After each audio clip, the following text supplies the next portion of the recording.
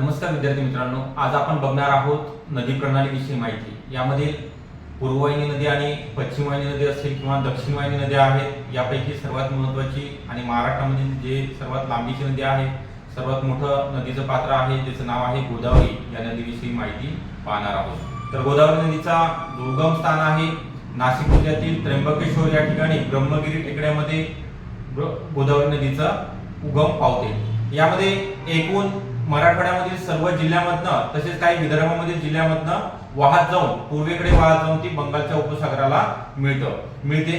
तसेच गोदावरी ही नदी उत्तरेकडील सातमाळ अजिंठा डोंगररांग आणि दक्षिणेकडील हरिश्चंद्र बाळाघाट डोंगररांग या दरम्यान वाहते। तसेच गोदावरीचे आपण एकूण जे शहरे, धार्मिक शहरे असतील प्रमुख, यामध्ये नांदेड असेल, नेवासा असेल, या असे एक प्रमुख शहरे स्थापित झालेले आहेत किंवा गोदावरी नदीच्या काठावरती वसलेली आहेत। तसेच याच्या ज्या प्रमुख उत्तर वाहिनी आणि उत्तरेकडून मिळणाऱ्या आणि दक्षिणेकडून मिळणाऱ्या काही प्रमुख उपनद्या आहेत। यामध्ये सिंदपना आहे, इंद्रावती आहे, प्राणिता आहे, प्रवरा आहे, तसेच मांजरा असेल जे बाळाघाट डोंगररांगामध्ये उगम पावते।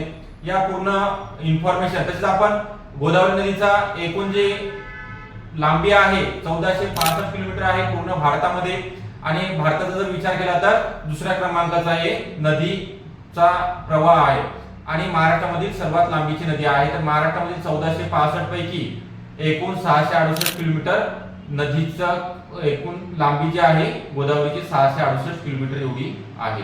ओके, आपण गोदावरी नदीविषयी खूप सारी माहिती पाहिलेली आहे। यावरती तुम्हाला हमखास एक प्रश्न विचारला जातो। आपल्याला व्हिडिओ आवडला असेल नक्की लाईक करायचा आहे। आपण नवीन असेल चॅनलला तर सबस्क्राइब पण करून ठेवायचे। थँक्यू।